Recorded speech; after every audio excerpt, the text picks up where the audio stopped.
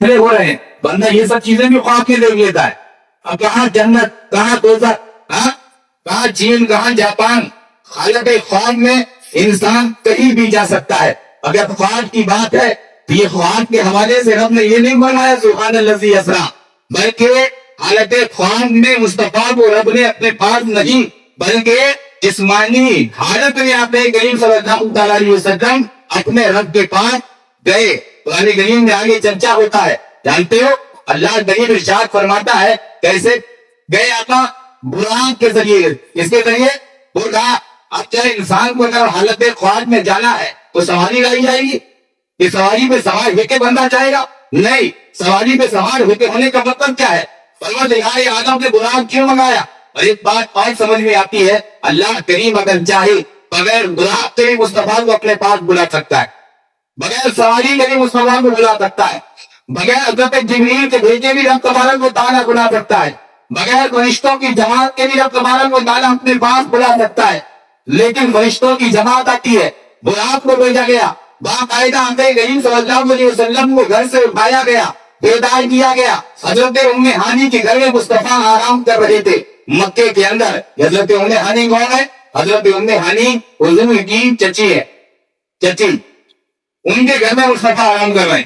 حضرت جبریل آتے ہیں، دروازہ بند ہے، رات کا وقت ہے، تیسرا پہر ہے، آقا کریم صلی اللہ علیہ وسلم کس طرح استراحت پر ہے، آرام کر رہے ہیں. حضرت جبریل جب آئے نا، حضرت جبریل داخل ہوئے اور کیا دیکھا کہ مصطفیٰ جان رحمت کی آنکھیں بند ہیں، آنکھیں لگی ہوئی ہیں. آقا کریم صلی اللہ علیہ وسلم کو جب دیکھا پیارے جبریل میں کہ آنکھیں بند ہے، اور جو اللہ کریم کی بارگاہ میں عرض کرتے ہیں کہ مولا مصطفیٰ کو سو رہے ہیں، آنکھیں بند ہے، اٹھاؤں تو کیسے اٹھاؤں، جگاؤں تو کیسے جگاؤں، بیدار کروں تو کیسے کروں. خدا کی قسم ذرا شان دیکھے مصطفیٰ کی، مقام دیکھے آقا کریم صلی اللہ علیہ وسلم کا.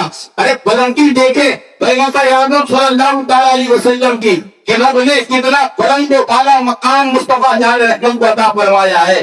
یہ فرشتوں کا سردار سید الملائکہ حضرت جبریل جیسے فرشتے اللہ کی بارگاہ میں عرض کرتے ہیں کہ مولا میں مصطفیٰ کو بیدار کروں تو کیسے کروں. حکم ہوتا ہے کہ جبریل دیکھتے کیا ہو، اپنے لبوں کو، اپنی پیشانی کو مصطفیٰ کے قدموں میں رکھو، مصطفیٰ خود ہی اٹھ جائیں گے. حضرت نے شعر کہا اس پہ، وہ شعر سنے، منظر کی منظر کشی کی ہے. یعنی حضرت جبریل کے اٹھانے کے انداز کو اعلیٰ حضرت نے اپنے شعر میں جو بیان کیا ہے. کیا کہتے ہیں؟ تاج روح القدس کے موتی جسے سجدہ کریں.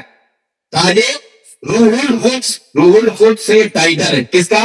حضرت جبریل کا لقب ہے روح القدس.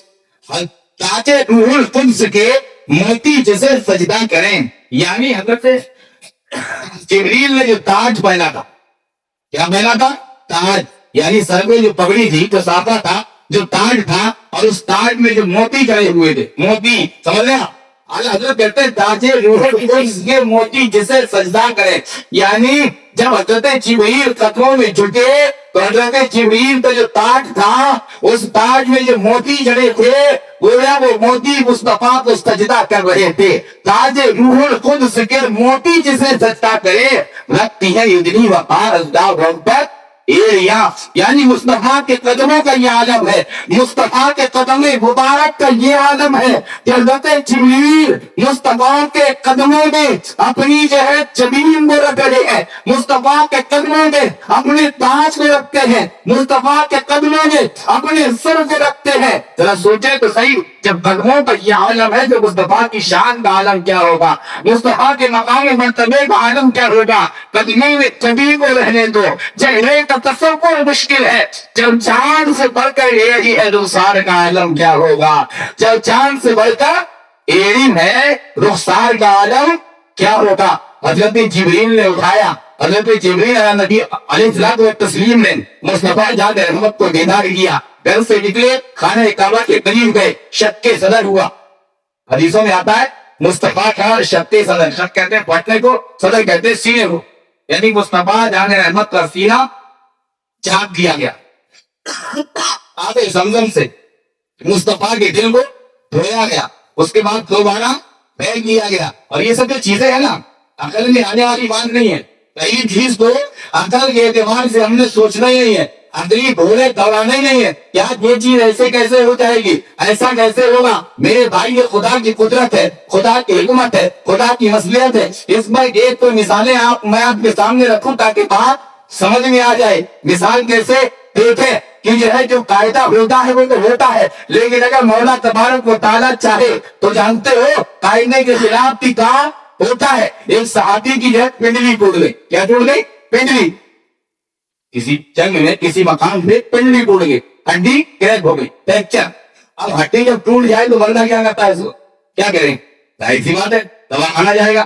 اب اس ٹائم دوا کھانا تو تھے نہیں, تو کہاں جانا؟ حکیموں کے پاس جانا, لیپ لگانا تھا تاکہ ہڈی ہو جائے. آج بھی بہت سارے ایسے حکیم ہیں, سمجھ رہے آپ, جیسی ایسی دوائیاں دیتے ہیں کہ ڈاکٹروں کا نسخہ بھی فیل ہو جاتا ہے. ڈاکٹروں کی جو ہے نا دوائیاں بھی وہاں پر بے کام نظر آتی ہیں, لیکن حکیموں کے نسخے بڑے کارگر جو ہے سارے بن گئے. اور 20-50 سال پہلے کوئی دوا خانہ, کوئی ڈاکٹر, نرسنگ ہوم, بہت کوئٹہ یہ تمام چیزیں تھی ہی نہیں. سمجھ رہے آپ, بس جڑی بوٹی دوائیوں کے ذریعے سے جو ہے اپنا علاج کیا کرتے تھے. صحابی کی پنڈلی ٹوٹی, ہونا کیا چاہیے تھا؟ حکیم کے پاس جانا تھا. وہ صحابی مصطفیٰ کی بارگاہ میں آئے. کس کی بارگاہ میں؟ مصطفیٰ کی بارگاہ میں. آقا کی بارگاہ میں آئے. آنے کے بعد ہمیں کرتے ہیں یا رسول اللہ پنڈلی ٹوٹ گئی. میرے مصطفیٰ نے یہ نہیں کہا اے میرے صحابی پنڈلی ٹوٹی, ارے ہڈی کے ٹوٹنے کا مسئلہ ہے نا, میں کیا کروں؟ اصل کیا کہتی ہے؟ اصل یہی کہتی ہے کہ ڈاکٹر کے پاس جائے, ہم کیا کریں گے؟ لیکن دیکھیں قاعدے کے خلاف کیسے کام ہوتا ہے. اسی کا نام تو معجزہ ہے, اسی کا نام تو خدا کی قدرت ہے. میرے مصطفیٰ نے اس صحابی رسول کی پنڈلی پہ اپنا لعاب تہل لگایا. صحابی کا بیان ہے کہ جیسے پنڈلی پہلے تھی, مصطفیٰ کے لعاب لگانے کے بعد پنڈلی ویسے ہی صحیح و سلامت ہو گئی. یہ کیا ہے؟ یہی تو آقا صلی اللہ علیہ وسلم کا معجزہ ہے. ایک بندہ آیا, جنگ چالو تھی, کسی نے تیر مارا, آنکھ کا ڈھیرا باہر نکل گیا. تیر لگا آنکھ میں, ڈھیرا باہر, آنکھ پوری باہر آ گئی. مصطفیٰ کی بارگاہ میں ہاتھ, وہ آپ کو یہ حدیث نہیں ملے کہ آقا کی بارگاہ میں آئے صحابی عرض کرتے یا رسول اللہ یہ آنکھ نکل گئی. اب آقا کیا کریں, آنکھ نکل گئی تو, لیکن قربان جائے مصطفیٰ جان رحمت صلی اللہ علیہ وسلم پر. میرے مصطفیٰ نے جو ہے اس آنکھ کو لیا اور صحابی کی آنکھ جہاں سے نکلی تھی اس جگہ میں رکھا, وہاں پہ تیل لگا دیا. صحابی کا بیان ہے, حدیثوں کے اندر یہ واقعہ موجود ہے. یہ اس صحابی کا قول ہے کہ جتنی زیادہ روشنی وہ نکلی ہوئی آنکھ میں تھی, جو قدرتی آنکھ تھی اس میں بھی روشنی نہ تھی, اس سے کہیں زیادہ روشن جو ہے وہ نکلی ہوئی آنکھ میں اللہ تبارک و تعالیٰ نے عطا فرما دیا. یہ کیا ہے؟ یہ بھی تو مصطفیٰ جان رحمت کا معجزہ ہے, خدا کی قدرت. دیکھیں آج کا کام کیا ہے؟ آج کا کام جلانا. کیا کرنا ہے؟ جلانا. آگے آپ ہاتھ ڈالیں گے تو آپ جلائے گی نا, آپ کو کہ ڈنڈی کریں گے آپ. آج کا کام میرے بھائی جلانا. پانی کا کام ہے بجھانا. سمجھ رہے, یہ جو ہے نیچرل بات ہے, فطری چیز ہے. یعنی اللہ نے اس کے اندر وہ اثر رکھا ہے. میں عقل کے خلاف بات کر رہا ہوں. یعنی دیکھیں جہاں عقل کام نہیں آتی, جہاں انگریزیاں خاموش ہو جاتی ہے, ویسی باتیں میں آپ کے سامنے رکھ رہا ہوں. حضرت ابراہیم کو جب آگ میں ڈالا گیا کیا ہوا؟ اللہ نے کیا فرمایا, نار پوجی برتن سلامن علی ابراہیم, اے آگ میرے ابراہیم پر ٹھنڈی ہو جا. آگ نے جلایا حضرت ابراہیم کو. پانی کا کام کیا ہے؟ دوبارہ حضرت موسیٰ جب جو ہے فرعون اور حضرت موسیٰ کا مقابلہ ہوا, حضرت موسیٰ اور ان کے ساتھی جو ہے ندی پار کر رہے تھے, دریا پار کر رہے تھے, پھر بن گیا. ساتھی پار ہو گئے, حضرت موسیٰ پار ہو گئے, جبکہ دریا کا کام دبانا تھا. اسی دریا میں پیچھے سے فرعون کا لشکر, پیچھے سے فرعون آیا. جیسی بیچ دریا میں پہنچے, دریا نے اپنے اندر سمو لیا ان کو. کیا ہے عقل میں آتی ہے یہ سب باتیں؟ عقل حیران ہو جاتی ہے. کیا یہ ہے کیا میرے بھائی؟ عقل جو ہے نا تنقید سے فرصت نہیں, عقل وہ تنقید سے فرصت نہیں. عشق پر ایمان کی بنیاد. اگر تم عقلی اعتبار سے دیکھو گے, ظاہر سی بات ہے بندہ اگر اپنی گھوڑے دوڑائے گا تو خدا کا بھی انکار کر دے گا. کس کا؟ خدا کہاں ہے؟ کیسے دیکھے نہیں ہے, کیسے مانے, کیسے ایمان لائے خدا پہ؟